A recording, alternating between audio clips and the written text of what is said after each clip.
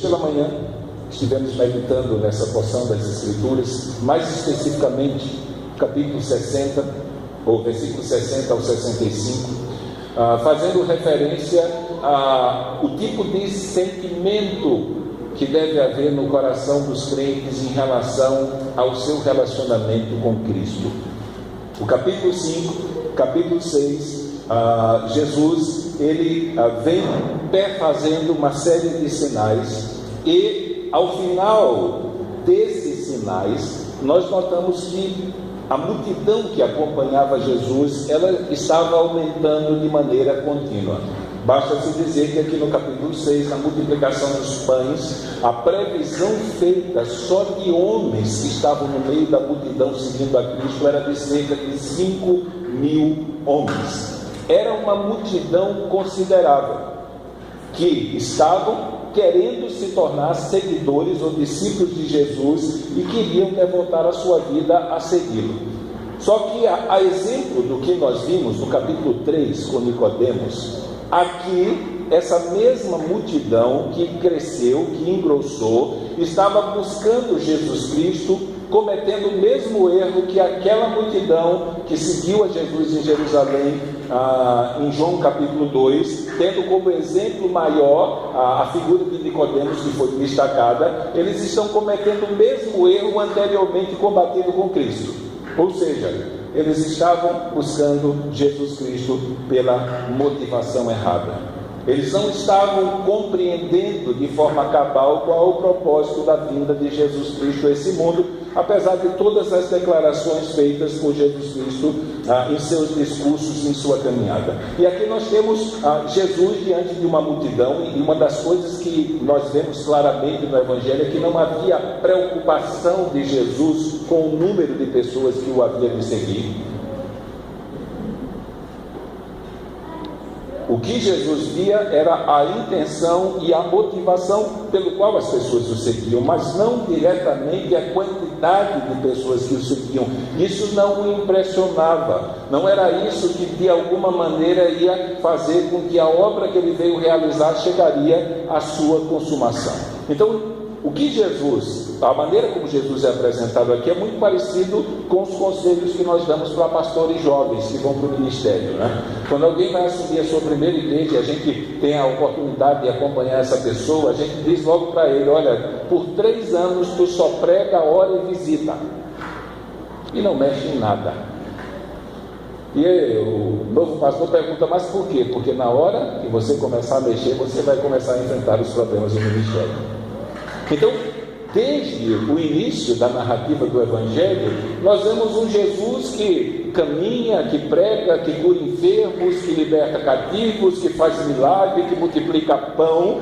E essa visão que eles começaram a nutrir sobre Jesus Cristo, de um milagreiro que veio solucionar os seus problemas desse mundo, fez com que muitas pessoas decidissem segui-lo. E o texto diz que Jesus, pesando o coração deles, ele simplesmente os chama. E no capítulo 6, Jesus Cristo dá um discurso para eles. E nesse discurso, Jesus Cristo se apresenta como o pão da vida. E diz para os seus seguidores que o propósito primário da sua vinda a esse mundo não era se tornar um milagreiro que estava disponível para satisfazer os desejos e as vontades daqueles que o seguiam. Mas ele veio a esse mundo para conferir a pecadores vida e vida eterna. Ele era o pão que desceu do céu, e ele tinha um alimento superior ao de Moisés, porque aqueles que comeram do maná, eles morreram. Mas Jesus se apresenta para eles e diz: se vocês não comerem a minha carne e não beberem do meu sangue, vocês não vão ter vida em vocês mesmos. E aí ele sai engrossando, até que ao culminar e a terminar o discurso, aqui no versículo 60, os discípulos, os seus seguidores clamam: dura é essa palavra, quem é que vai suportá-la? Quem poderá suportá-la? O problema que nós vemos aqui, em primeiro lugar, não necessariamente não é a falta de compreensão do que Jesus estava dizendo. Eles entenderam muito bem o que Jesus estava dizendo, eles só não aceitaram. Eu até estava dizendo, relembrando, numa das conferências que nós fomos da Fiel, o Steven Lawson estava pregando e ele repetiu isso várias vezes, né? Que o problema não é a gente não saber o que está escrito, é não aceitar aquilo. Então nós não queremos engolir aquilo que está escrito. E aquilo que Jesus disse para os ouvintes se tornou ofensivo. Apesar de ser uma metáfora, apesar de ser uma linguagem figurada, Jesus não estava falando de verdade que os discípulos tinham que comer a carne dele e beber o sangue dele, mas houve uma repulsa à ideia que é apresentada. Então Jesus, nesse sentido, se iguala a Deus, porque ele disse que ele veio da parte de Deus, tinha comunhão com Deus, e a partir dele e nele é que os homens encontrariam um fio de vida eterna. Então, da mesma maneira que para permanecer vivo uma pessoa precisa se alimentar do alimento, da comida física, da comida material, da mesma maneira, para que um pecador consiga vir ao reino de Deus e viver à altura do padrão desse reino, é necessário que ele siga Cristo, que ele se entregue a Cristo e o acompanhe. Então, quando Jesus começa a demonstrar aquela multidão que o seguia por causa dos milagres que ele fazia, isso começa lá em João 12, 23, quando Jesus começa a fazer milagre em Jerusalém. Jesus sai de Jerusalém, vai para Samaria, faz milagre, sai de Samaria, vai para Galiléia, faz milagre, e à medida que ele ia fazendo milagre, a multidão ia engrossando. Por quê? Porque eles viam em Jesus aquele que poderia satisfazer as suas aspirações terrenas. E aí Jesus diz: opa, basta. Porque ele não veio a esse mundo para que as pessoas o sigam por causa daquilo que ele pode dar. E aí, à medida que Jesus impõe uma ordem, e à medida que Jesus estabelece um padrão de obediência, a multidão diz: olha, não é esse Jesus que nós queremos seguir. E aí, quando nós olhamos, não é fácil, eram 5.000 pessoas, homens, fora mulheres que não foram contadas nesse discurso. Os estudiosos calculam entre 15 e 20 mil pessoas deveriam estar seguindo Jesus Cristo. Mas uma coisa nos chama a atenção, ainda que a gente deixe a questão da conta das mulheres de lado, ou daqueles que não foram contados, eram 5.000 pessoas. E quando Jesus se volta para elas e diz para elas que o seguir a ele implica mais em dar do que receber, essas 5.000 pessoas viraram as costas e se mandaram.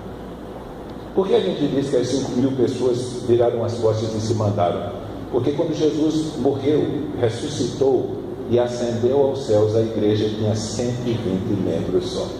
Esses 5.000 se foram e o abandonaram.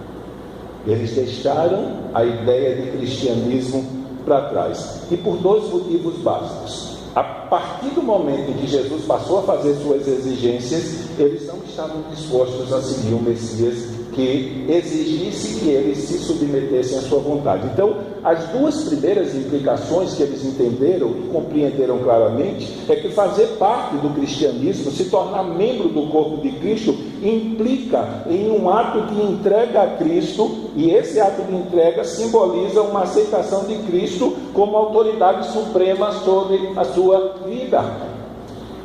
Então, na verdade, quando alguém entrega a vida a Jesus Cristo, ele não é mais dono de si mesmo. Paulo, quando fala do crente como templo do Espírito Santo, ele diz: ou não sabeis que vocês não são mais de vocês, vocês foram comprados por um grande preço. Então, nesse sentido, a primeira implicação não é apenas receber a Cristo como Salvador e se livrar do inferno e da condenação, mas juntamente com o ato de receber a Cristo, o senhorio de Cristo, a soberania de Cristo vem num pacote. E a partir do momento em que eu entreguei a minha vida a Ele, eu preciso entender que a partir daquele momento quem manda na minha vida é Ele, quem manda nos meus sonhos são Ele, quem manda naquilo que eu tenho é Ele, quem manda em mim é Ele, porque nem eu mesmo pertenço a Ele. E segunda coisa que era exigido e se torna claro é que para seguir a Cristo é exigido um padrão moral elevado. Então, a partir do momento em que Cristo começa a determinar aos seus seguidores que existem limites e existem princípios que devem ser obedecidos, a multidão disse: olha, esse Jesus daí eu não quero. E aí, como consequência disso, eles voltaram atrás. Eles abandonaram Jesus Cristo. Eles simplesmente pararam e refletiram acerca de que não era esse tipo de Messias que eles estavam dispostos a seguir. Então, quando eles dizem que duro é o discurso, não era porque era difícil de entender, mas é porque eles não estavam dispostos a aceitar as implicações de seguir a um Salvador que também seria Senhor da vida deles. E aí Jesus começa a demonstrar claramente que o problema deles haverem rejeitado as suas palavras e, como consequência disso, rejeitado a sua salvação e, como consequência disso, rejeitado o seu senhorio sobre a vida deles, é por causa da natureza deles. O mesmo problema que nós vimos no capítulo 3 é o mesmo problema que nós vemos aqui no capítulo 6. A natureza má que governa o coração dos homens os impede de seguir a Jesus Cristo. E quando nós vemos um texto como esse, hoje basicamente nós queremos trabalhar do verso 66 em diante. Hoje pela manhã pregamos do 60 ao 65. Nós queremos falar para os irmãos do que acontece na vida de alguém que deseja em seu coração seguir a Cristo e descobre que a vida cristã implica em uma atitude de entrega e sujeição a Jesus Cristo como autoridade máxima e a exigência de um padrão moral elevado de vida. Aquele padrão que nós vimos no Sermão do Monte, que é tão impossível para um ser humano de viver, que Jesus disse: olha, bata, peça e busque. Enquanto você não conseguir viver esse padrão, grude em Jesus Cristo e peça, e peça, e peça até que Ele dê. E busque até você encontrar. E bata, e bata, e bata até a porta se abrir. Aquele texto não está ensinando uma metodologia de oração que obriga a Deus a satisfazer a sua vontade. Há exceção se a sua vontade for ver aquele padrão do Sermão do Monte sendo expresso de forma visível na sua vida. A certeza da resposta da oração está relacionada ao propósito e ao motivo pelo que você está orando. Então, se você quer que de verdade as pessoas vejam mansidão, vejam choro por causa do pecado, vejam fome e sede de justiça, vejam a misericórdia de Deus se revelando na sua vida, então para isso aí você pode orar sabendo que a insistência fará com que o Senhor estenda a sua mão. Então ele tem um padrão elevado. Ele quer ser dono. Ele quer ditar os caminhos que eu e você vamos percorrer, o que vai determinar os propósitos que nós vamos estabelecer na nossa vida. Ele quer controlar todas as áreas da nossa vida, no que diz respeito ao que somos, ao que sentimos, ao que fazemos, ao que possuímos, ao que almejamos. Ele precisa estar à frente de tudo, nos guiando a fim que nós vivamos de maneira clara para fazer a sua vontade. E essa multidão não estava interessada nisso. É como a gente diz, vez por outra, que a oração dessa multidão era: Pai nosso que estás no céu, santificado seja o teu nome, venha o teu reino e seja feita a minha vontade aqui na terra como a tua é feita no céu. Então eles estavam buscando Jesus por outros interesses, eles estavam buscando Jesus por outras motivações. E quando não buscamos a Jesus pelo interesse dele, pela motivação que deve ser buscado, então as consequências virão. Então o que é que pode acontecer no meio de uma multidão de crentes ou de discípulos, quando as exigências do reino começam a ser pregadas, né? E isso é normal, já de um bom tempo para cá. Nenhuma igreja se anima com pregação sobre santificação. Nenhuma. Então, quando os padrões de exigência do reino começam a ser colocados diante da igreja, a fim de que, conhecendo-as, elas possam praticar, então simplesmente uma onda de esfriamento e uma onda de murmuração, como aconteceu aqui, começa a circular no seio da igreja. Então, nesse sentido, Jesus, pelo menos nesse episódio, já deixa claro: nem todo mundo que se diz discípulo dele de verdade é salvo. Nós temos uma multidão de 5.000 homens, mais as mulheres e mais os discípulos que estão lá com Jesus Cristo, e ele deixa claro que o fato de uma pessoa dizer que é discípulo dele não implica que de verdade ele é um salvo. Porque o que vai testificar a autenticidade da salvação daquela pessoa é aquilo que se vê na vida dela em relação às palavras que Cristo ensinou e falou. Então é o reflexo das palavras de Cristo na vida de uma pessoa que vai determinar de verdade se ele é um discípulo ou não. Então o que é que aconteceu aqui? Quando a exigência ou as exigências do reino são apresentadas no meio de uma multidão cuja motivação não é dar-se ou entregar-se a Cristo, mas sim receber dele, então vai ocorrer a mesma coisa que ocorre aqui. E isso na prática nós vemos. Se nós olharmos para trás, quantas pessoas estiveram no nosso meio, quantas pessoas caminharam muitas vezes conosco e agora simplesmente num ponto da sua vida viraram as costas para Cristo e foram embora. E aí nós tentamos encontrar explicações carnais por que a pessoa foi embora. E a explicação bíblica é uma só, por causa da sua natureza. Ela foi embora porque em seu coração ela não estava disposta a seguir a Cristo. Ela queria se servir de Cristo. Ela queria se servir da igreja. Muitas vezes ela queria ser o centro das atenções da igreja, quando a gente sabe que biblicamente o centro das atenções é Cristo. Então, quando essas verdades do reino começam a ser enfatizadas, quem não veio a Cristo por um ato de entrega, simplesmente vai abandoná-lo. Então, até a segunda vinda de Cristo, isso se tornará algo cotidiano e muito mais na nossa era. O que conhecemos de igreja evangélica, numa perspectiva mais ampla hoje em dia, e o que conhecemos de mensagem evangélica nos nossos dias, está centrada nesse mesmo erro. Aqui as pessoas viam Jesus fazendo milagres e vinham. Hoje não. Os pregadores chamam e prometem em nome de Jesus Cristo que Ele vai satisfazer os desejos dele, que vai realizar os seus sonhos, que vai dar para elas até aquilo que elas não esperam. E aí nós temos uma multidão de pessoas muito maior do que essas 5.000 buscando a Jesus Cristo somente por aquilo que elas podem receber, sem intenção nenhuma de dar, a menos que se prometa a eles que se eles der, Ele vai retribuir muito mais. Então esse tipo de geração não interessa a Jesus Cristo, porque Ele não veio ao mundo para esse fim. Ele não veio ao mundo para se tornar um milagreiro e um realizador de sonhos, mas Ele veio ao mundo para ser o pão da vida, o pão do céu que confere vida eterna para pecadores. E quando o pecador não vem com essa intenção, simplesmente ele vai virar as costas, ele vai largar o arado, ele vai deixar as coisas para trás. 5.000 pessoas estavam seguindo a Jesus Cristo. 5.000 pessoas o deixaram para trás. Até parecia, no princípio, que Jesus ia bombar, né? Como se diz hoje. Parecia que multidões iriam segui-lo. E o capítulo 1, 2, 3, 4, 5 e 6 de João parece que foi escrito propositadamente para demonstrar isso.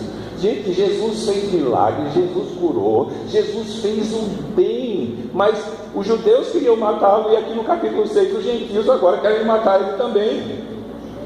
A única coisa que a presença de Cristo no meio da multidão gerou de verdade no coração deles foi ódio pelo Salvador, porque os seus corações eram maus, e como consequência da maldade dos seus corações, eles abandonaram Jesus Cristo. E aí a gente fica pensando no discurso, pensando na reação posterior, porque foi que eles abandonaram Jesus Cristo. Eu queria citar alguns motivos.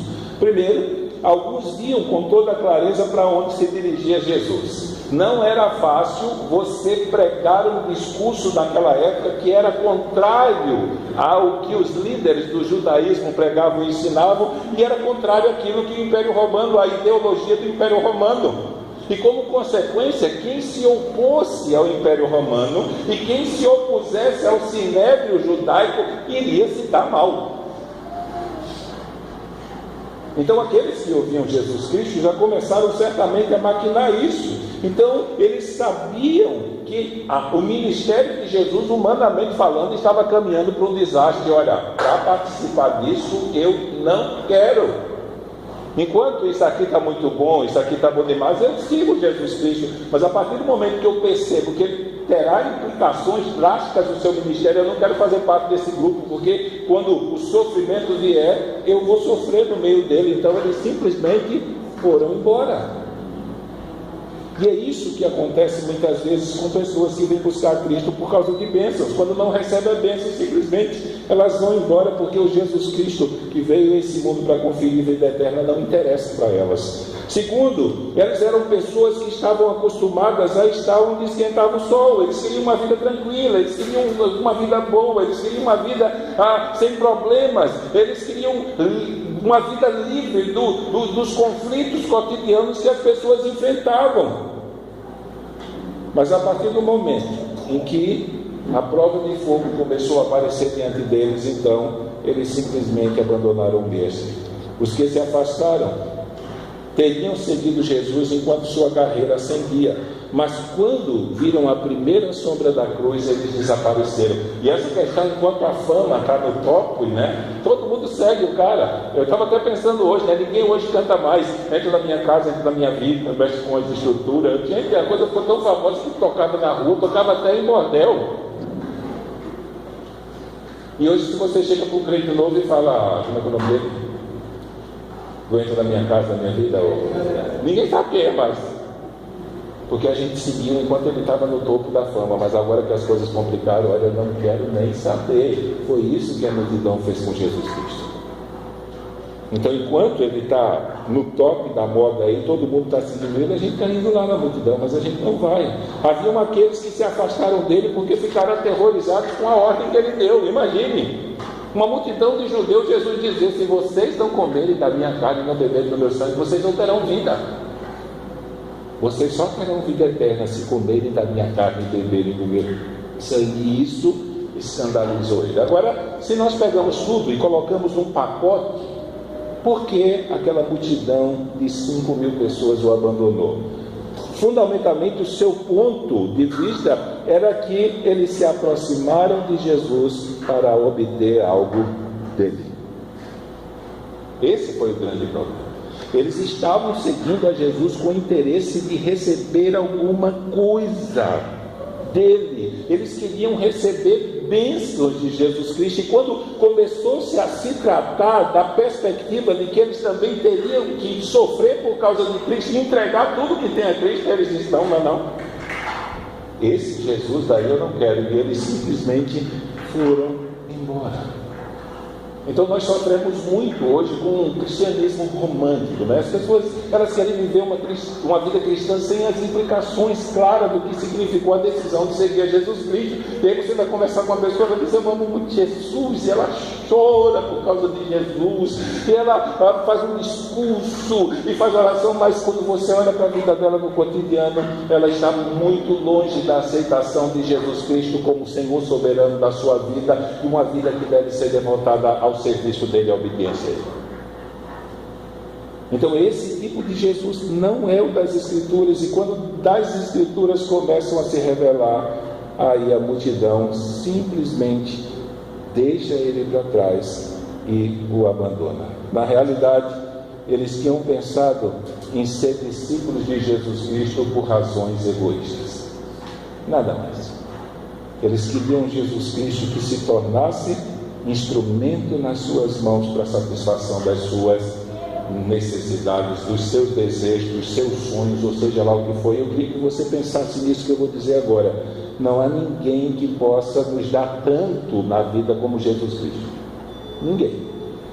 Não existe ninguém que você possa se aproximar, que possa ter poder e possa ser capaz de lhe dar tantas coisas. Mas se alguém se aproxima de Jesus Cristo com o único propósito de receber dele, essa pessoa, mais dia menos dia, vai virar as costas para ele. Vai ficar para trás. Ela não faz parte do grupo de discípulos que ele veio chamar, do grupo de discípulos que ele veio comprar na cruz do Calvário, porque não foi para isso que ele pagou o preço lá na cruz do Calvário.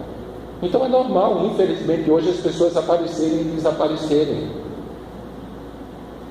Elas não têm mais um compromisso real com Jesus Cristo, elas têm um compromisso real com seus desejos e aquilo que elas querem. Então qualquer um que se aproximar de Cristo com interesse primário de receber coisa deles, mais dia menos dia você vai procurar essa pessoa e vai ver que ela se foi e não deu satisfação, não deu tchau, não disse nada, ela simplesmente foi embora por causa do seu mau coração. Aquele que quer seguir a Jesus Cristo deve sempre ter em mente que no caminho de Jesus sempre haverá uma cruz.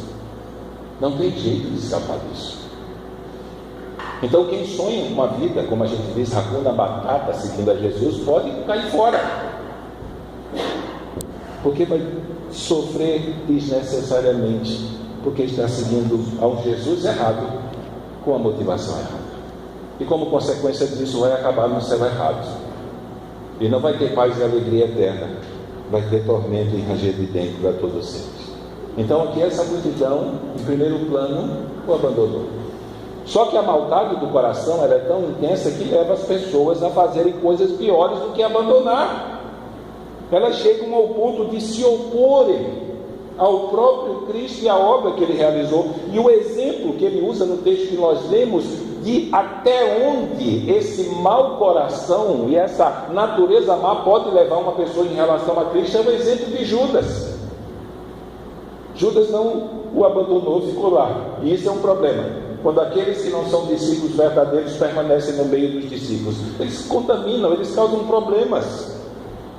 Porque como o ideal e o propósito da vida deles não é a glória de Cristo, mas a glória própria, não é a satisfação da vontade de Cristo, mas a vontade própria, de alguma maneira eles trarão confusão para o meio. E aí nós temos um Judas, que humanamente falando tinha tudo para se dar bem, gente. Ele foi escolhido no meio dos 12. Ele foi escolhido no meio dos 12. Ele tinha tudo para ser um herói. Se tornou um vilão. Ele tinha tudo para se tornar um homem santo, mas se tornou um diabo, nas palavras do próprio Jesus no versículo 70. Eu não escolhi vocês em número de 12, mas um de vocês é um diabo. Falando de Judas, porque ele haveria de entregar. Em outro lugar ele diz, ele é o filho da perdição. Então ele estava no meio, mas não era do meio. Ele começou até bem, mas no meio do caminho as coisas começaram a mudar. E isso é um grande problema que nós enfrentamos na nossa caminhada cristã. Às vezes começamos bem, e até bem demais, mas à medida que a história da nossa vida vai se avançando, algumas coisas acontecem e nós não conseguimos manter aquilo que nós expressamos no início da nossa jornada.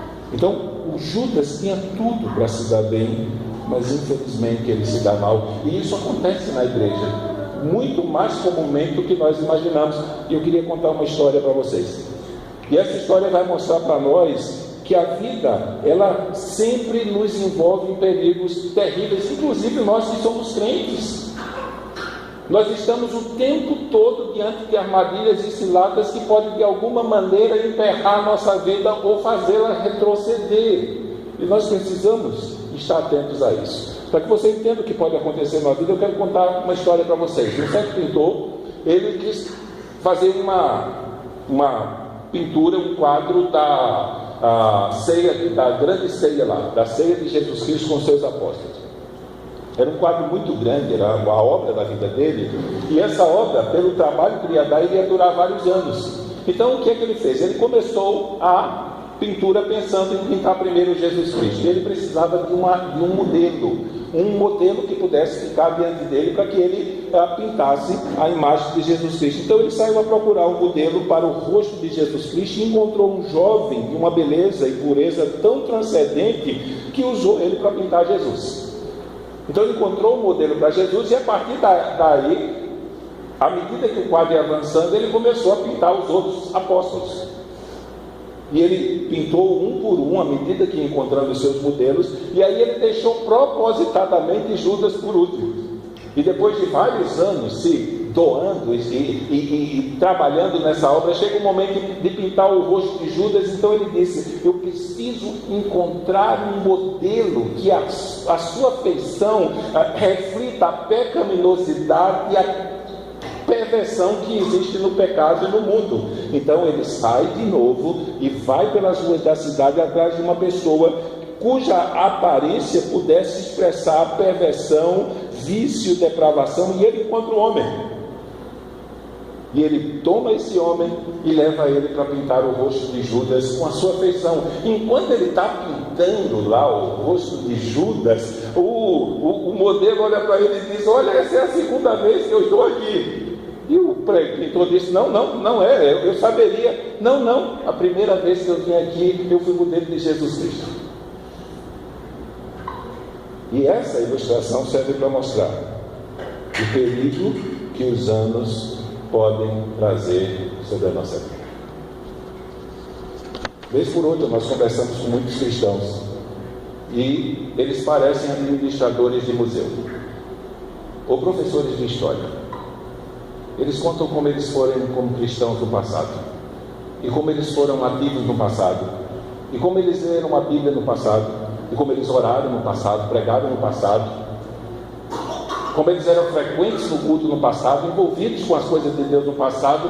E aí você sai do passado e olha para o presente e parece que é a outra pessoa que está ali. Não, você não pode ser aquele ali, mas é, porque simplesmente os anos podem ser cruéis, não apenas para a vida de quem não tem Cristo, mas para a vida dos que têm também. Por isso nós temos que nos agarrar com Cristo, e nós temos que pedir continuamente o seu socorro. Nós não somos super poderosos, continuamos sendo pecadores, com inclinações, mas se não for a graça de Deus e o poder santificador da palavra de Deus aplicando pelo Espírito Santo, o velho Adão aparece, e aparece com toda a sua intensidade. Então é exemplo desse modelo que ao mesmo tempo, por uma distância de anos, foi modelo de Jesus Cristo, modelo de Judas. Nós precisamos entender que o tempo pode fazer desaparecer nossos ideais, nosso entusiasmo, nossos sonhos e lealdades que nós nutríamos para Cristo. À medida que o tempo vai passando, outras ofertas tentam ocupar o lugar de Deus na nossa vida, e sem nos apercebermos, nós começamos a juntar deuses nessa grande feira de vaidades que está diante dos nossos olhos. Os anos, eles podem nos deixar com uma vida diminuída em vez de crescer. Então a progressão de uma vida cristã à luz do Novo Testamento é que nós nascemos de novo, somos meninos e caminhamos para a maturidade.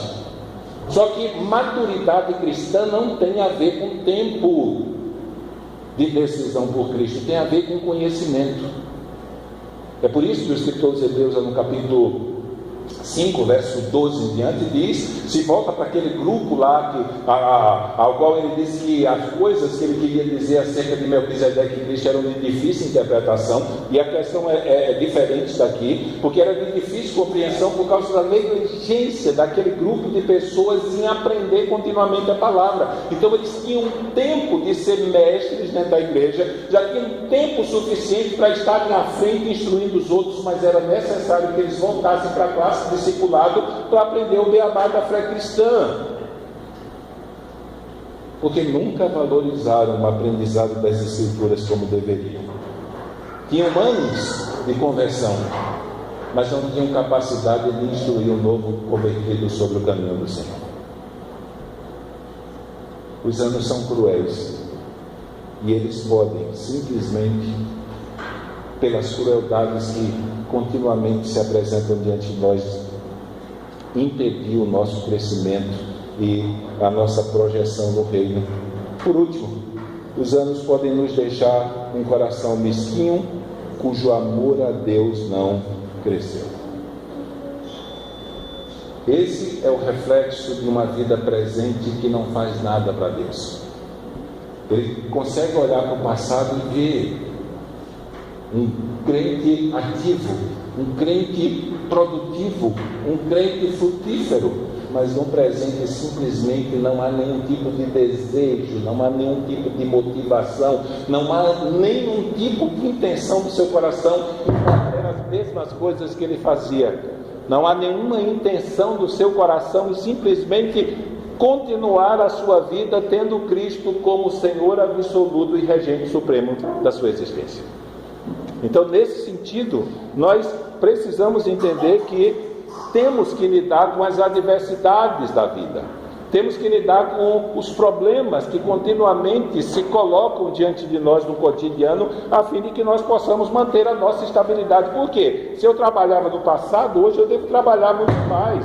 Se eu era feliz com Cristo no passado, hoje eu tenho que ser muito mais.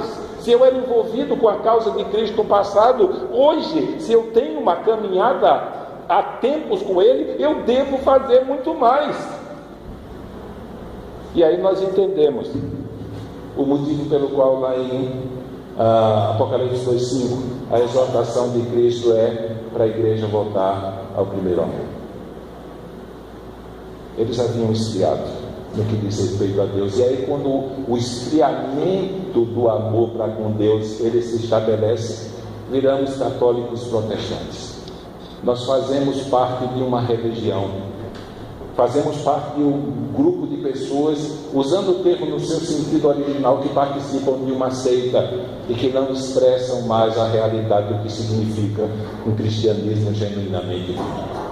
Então, se por um lado um grupo abandonou, e desse abandono nós conseguimos medir a intensidade e até onde a maldade de um coração pode levar ele a se rebelar contra Cristo, por outro lado, essa oposição e esses problemas do cotidiano que tentam nos arrastar para longe de Cristo são o momento em que nós vamos firmar a nossa decisão. E aí entrou Pedro em cena, porque estava a multidão e os 12 seguindo Jesus Cristo. Quando Jesus começa a estabelecer o padrão do reino, o padrão de vida, de entrega, de renúncia, de obediência, de santidade, simplesmente aquela multidão de 5.000 foi embora. E ele se volta para os discípulos, para os 12 agora, e diz: vocês também querem me abandonar como os demais? E aí Pedro se levanta, com toda a sua imperfeição, com toda a sua precipitação, mas Pedro se levanta e simplesmente entendeu que ali era um momento crucial em que ele tinha que decidir o rumo que iria tomar na sua vida. E essa decisão por Cristo, ela precisa ser uma decisão pesada, porque ela é permanente.